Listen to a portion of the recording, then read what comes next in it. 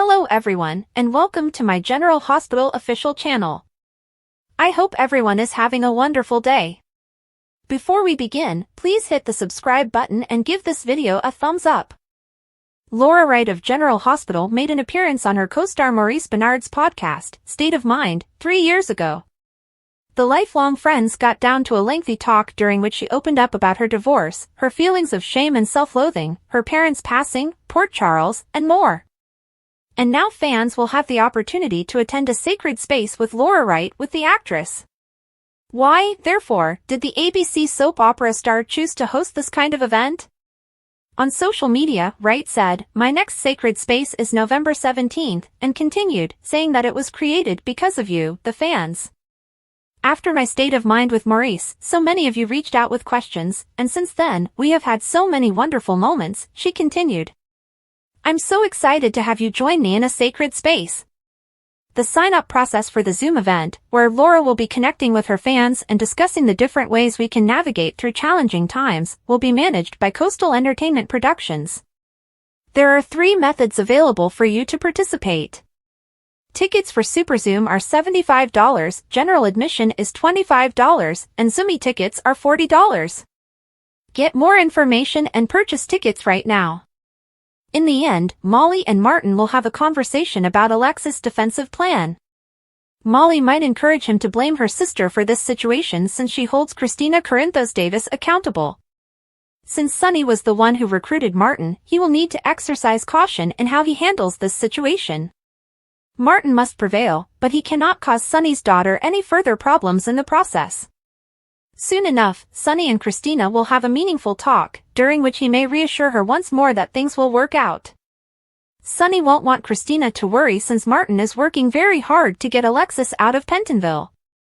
According to additional GH rumors, Jordan Ashford and Isaiah Gannon will bond over another time, allowing her to let down her guard and possibly persuading him to do the same. Drew Quartermaine, on the other hand, will unintentionally disrupt Willow and Michael Corinthos. Drew might ruin a lovely moment and make things uncomfortable. Sam is going to pay Carly a visit, which could cause conflict if Sam tries to find flaws in her tenuous alibi. Sam might also become enraged since Carly put Jason Morgan in yet another dangerous situation. Jen Sidwell is going to screw about in his camp in Africa with Jason and Anna Devane. Sidwell will use more bait to draw Jason and Anna into his trap, putting them in risk. Sidwell will make a risky suggestion that could compel Jason and Lucky Spencer to play to the death and become into card opponents. Though there may be some near misses, Lucky and Jason will undoubtedly survive whatever Sidwell has planned. When Lucky learns the heartbreaking news that Lulu's liver is failing, he will be eager to hurry home and assist her as soon as possible.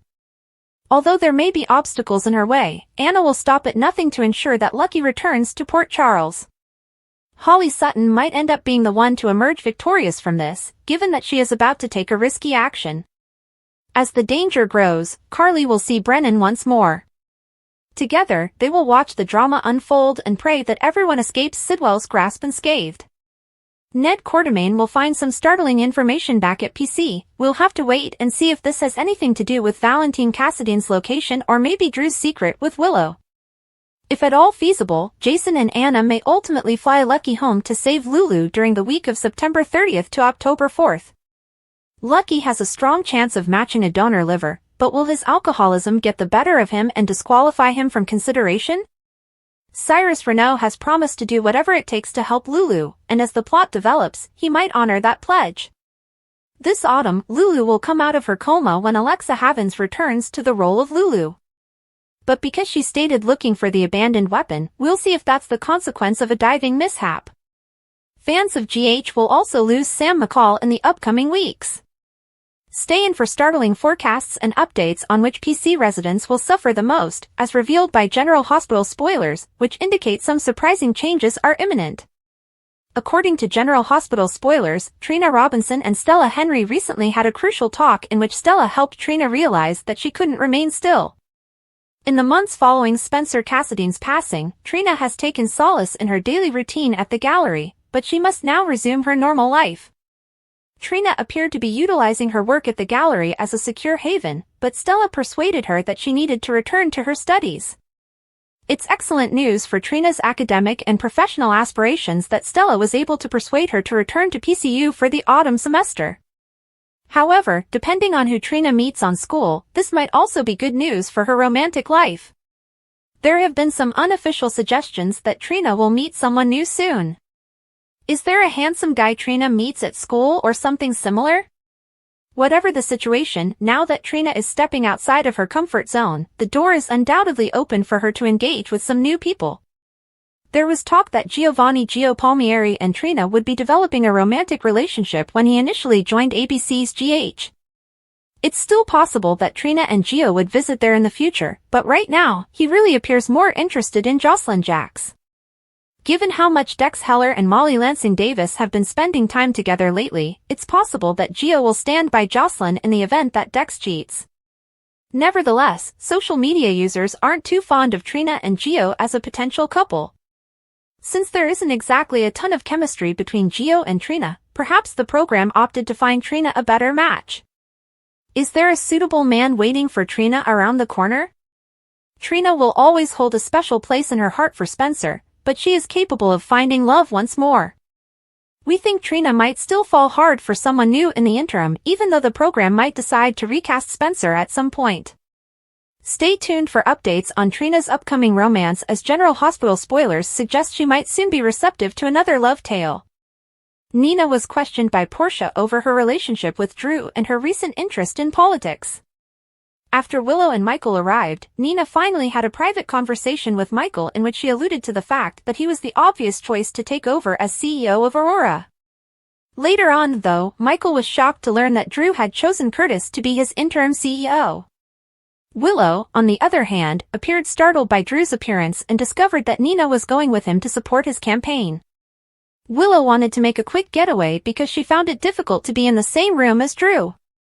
Willow tried to notify Drew through NECA that she should go home because she wasn't feeling well, but Drew interrupted and assured her that he would handle the situation. When Drew and Willow were alone, he cautioned that constantly avoiding one another would draw attention to an unfounded issue. On today's episode of General Hospital, Curtis receives a promotion at Aurora, Willow and Drew cross paths once more, and Jason and Anna are unaware that their deception has been exposed.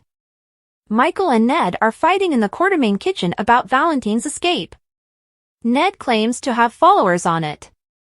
Michael thinks that in order to prevent Valentine from using ELQ's funds to finance his illegal activities, they should shut it down. Despite Willow and Lois's best efforts to soothe them, the men persist in making fun of each other. If Ned hadn't first taken the side of Valentine, according to Michael, this wouldn't be a problem. Ned responds, claiming that Kate's may still be alive if Sonny hadn't paid him a visit the other evening. Once more, Willow and Lois advise them to relax. Michael's main goal is still to free Valentine from ELQ and to save their lives. Ned claims that he has legal representation ensuring that Valentine is unable to trade stocks. Michael is told to get out of his way and allow him to do his specialty. Michael cuts him short. What? Turn on our family? Willow says that she and Michael should go out for a night, so they leave. Ned is told by Lois how to clear the room. Michael possesses the worst traits of Sonny, Carly, and AJ, which infuriates Ned. Michael will always be a part of Sonny's life, even though Lois hopes they could get along. She believes it would be best for him to let go of his animosity for Sonny. She tells him that Sonny watched out for him last year and that he didn't push Sonny away as Eddie. Ned queries why she cares that Sonny accepts him. When Gio gets there, Lois informs Ned that Gio will find it easier if they keep things calm with Sonny. Ned is unsure whether or not to believe this new, no-accent Lois. What once made her Lois is gone. Ned responds that Joe's statement is harsh, but sometimes the truth is. Ned turns to go. Gio sees how Lois is doing. She claims to be all right. He promises to always be there for her, but he acknowledges that he misses the Lois who brought him to his first punk concert. When Lois tells Gio that Sonny accompanied her to her first punk gig, she starts to lose her accent. At a punk show, Gio claims he can't see Ned, but Lois stands up for him, saying he's a wonderful man who's just stressed out. Gio inquires about Ned and Sonny's conflict. It's too much, according to Lois. Gio can't help but notice many people have issues with Sunny, but he's always been so friendly to him, so it's hard to imagine. He is told to believe it by Lois. She informs him that he will hear numerous rumors about Sunny, many of which are true. But Sunny is also the most giving, trustworthy, and devoted friend anyone could ask for. Gio claims to have heard negative things about Ned as well. It's said by Lois that Sunny and Ned have more in common than they would like. At the Savoy, Portia and Curtis have a great night out. Seeing her favorite boss back where he belongs makes NECA happy. Curtis is quite busy with Aurora, yet he still misses her and the place. When Nina and Drew get there, they speak with Curtis and Portia for a little while. Curtis urges Drew and Nina to enjoy their evening and informs them he has a call scheduled with Tokyo on Monday. After grabbing a table together, Portia tells Curtis that Nina and Drew appear to be close. She notes that things are going well for him at Aurora and brings up the Tokyo business. She acknowledges, nevertheless, that she has heard terrifying tales of the legendary Quartermain fights. She believes he ought to have a plan of escape. He reassures her that things will only get better for him and their family moving forward. Drew is happy at their meal because he's rising in the polls. Nina believes he should concentrate on the campaign because the race is still close. She believes it's time for him to hand Aurora the reins. Nina and Portia continue their conversation while Drew pulls Curtis away. Nina's interest in politics was unknown to Portia. Admittedly, Nina wasn't until Drew. McConkey noticed something about Drew that made her see him differently. Moreover, Drew prevented his daughter's death. In the meantime, Drew names Curtis acting CEO and informs him that he must leave Aurora to concentrate on his campaign. Curtis is happy with his new role and questions why he hasn't asked Michael about it. Michael's focus is currently needed elsewhere, according to Drew. When Willow and Michael arrive, NECA offers them a table unless they would want to sit with her family. After they see Nina, Willow notices Drew. Michael and Willow converse with Nina and Portia, following which Portia departs in search of her spouse. Willow queries Nina's presence here with Drew. Nina explains that she is going with him while he wraps up his campaign and that she is doing him a tiny favor by helping him get to Washington, D.C. Willow says she needs to get dressed. When she runs into NECA next to the women's restroom, she informs her that she's heading home since she doesn't feel good and asks her to kindly let Michael know. After overhearing, Drew offers to inform Michael. Willow appears to have bolted at the sight of Drew, so he asks her alone if she's okay. Willow claims that she intended to go out with Michael in order to escape their problems, and now he is there. She has to leave, but he reminds her that if they are apart, it will cause people to focus on an unfounded issue. Nothing will ever happen between them, he assures.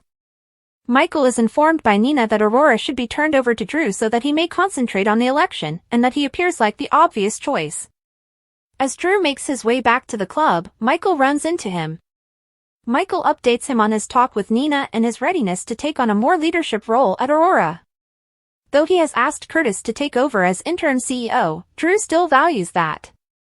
He believed that Michael would be best served by concentrating on the ELQ issue and returning it to family control. Michael concurs and understands. In another scene, Curtis and Portia congratulate him on his promotion, and he mentions that the CEO post might become permanent if Drew's campaign is successful.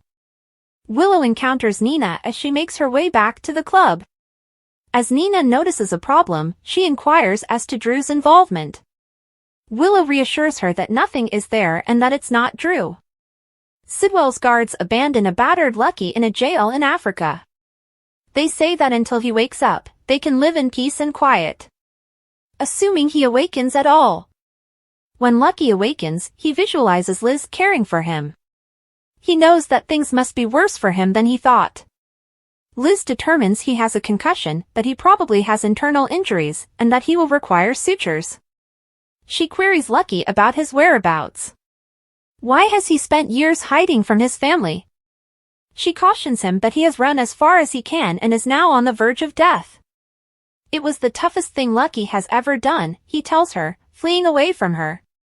He never stops thinking about her and their family. While Aiden is doing well, Liz informs him that she still misses him. Lucky admits that he too misses him, but he had to go since he couldn't be the father he deserves. He claims that this was the only place he knew where he could atone for his sins. She doesn't buy it, labeling him as too much of a coward to be anything other than a hero in front of his family. Thanks for watching. If you like this video, so please don't forget to subscribe my channel and don't miss any update.